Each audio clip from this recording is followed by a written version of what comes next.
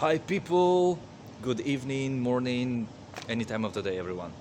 I'm Slava and today I decided to make a video about what is transhumanism.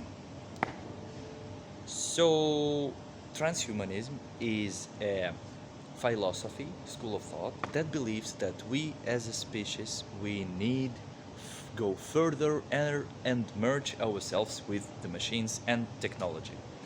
Basically all things that are connected with cyborgs, Terminator-like stories, Matrix-like reality, uh, any kind of chips and implants into our body to enhance our natural abilities is part of this false agenda, which is designed to mislead us from our true human potential. Here I wanted to cover 2 points. First is how this thing approaches us and tries to get into our lives. It's not very difficult.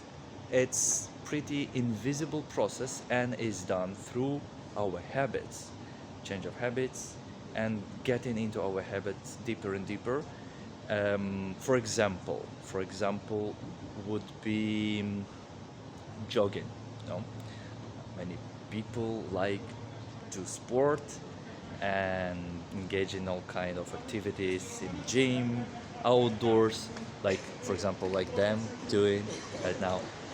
And interviewing many people, I came to conclusion that you can divide them in two categories: people who authentically enjoy the activity, so they go out, they run, they sweating, breathing, they use their bodies, and those who are obsessed with the measuring or measure results. So the second category has a tendency to depend on all kind of devices to measure progress. For example, it can be smartwatch, wristband that measures your heart rate, and sort many applications on the cell phone.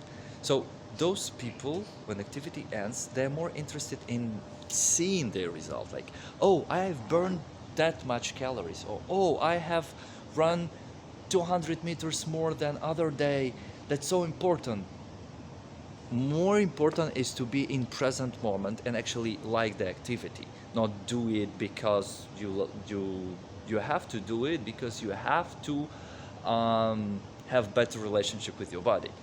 And so that was the point about how devices get and become irreplaceable. So bits by bits we use our smartphones, we use other things to facilitate our life. So the range of activities can be pretty big, literally anything. Another example can be driving a car, which they want to promote being obsolete, like self-driving cars. For example, in driving a car now, many cars are equipped with this sensor and camera, so that when you park, you can see that you bump in something behind you or not. While when you are learning how to drive a car, supposedly you should learn to do that without help of any kind of helping devices like this camera. And large scale, what happens? People learn less and less things to do manually by them. They rely more and more on computers, smartphones, any kind of electronic devices. And imagine with the self-driving car, no? There are people who live lives on the autopilot, who live in complete routine, like home, work, and car for many is the only moment of a day when they do something which is different from the rest of activities. Imagine replace this activity with something automatic, so they don't even have to drive a car. So what will they do? Go back home, sitting at phone, checking out Instagram. You get where I try to lead and which things I try to tie up here. So this is the transhumanism basically makes us believe that we need machines, and it reverses our natural ability, something that we are capable of doing, and makes us believe that we need technology for that. Another example with cars, driving, taxis. Now you have Uber, now you have a GPS and Google Maps, and you can make any kind of route you want. But back in the days, the taxi drivers, they had to do an exam about the streets of the city to know where to bring a person without relying on the catalog or anything else. The question, another question is how transhumanism, which thing transhumanism exploits in us to get deeper. They are insecurities, basically.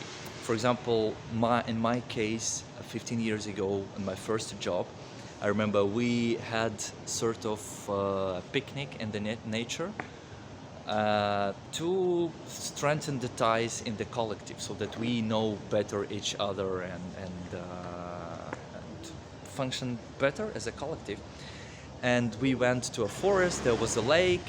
I remember the one group of guys, they were playing football, others were swimming, others were cooking something, and they approached me asking if I wanted to engage in this or that activity, to which I instantly, by default, replied, no, no, no. But truly, inside, I wanted to engage in those activities. It's just that I was so deeply insecure with anything about me that I was ashamed to do anything, and I was ashamed to connect with people. So what I was doing on that day, I had a PDA, which is a predecessor of smartphones, like a smartphone with touch screen, but without a SIM card. And I was just there sitting and doing something digital in this device. Now imagine the quantity of families where parents are busy all day long and they have small kids, and what they do to entertain the kids, because of the rhythm of life of everything, they give them a tablet, and kids get into this bubble of digital world. So instead of enjoying 15 years ago my moments, sorry, mosquito, with real people doing some real activities, I was in my bubble, separated with my insecurities, with a digital device. That also part of this transhumanism agenda. So please invest time in yourself, use devices, but in a smart way, in balanced way. Find this equilibrium, is balance in why you use the devices.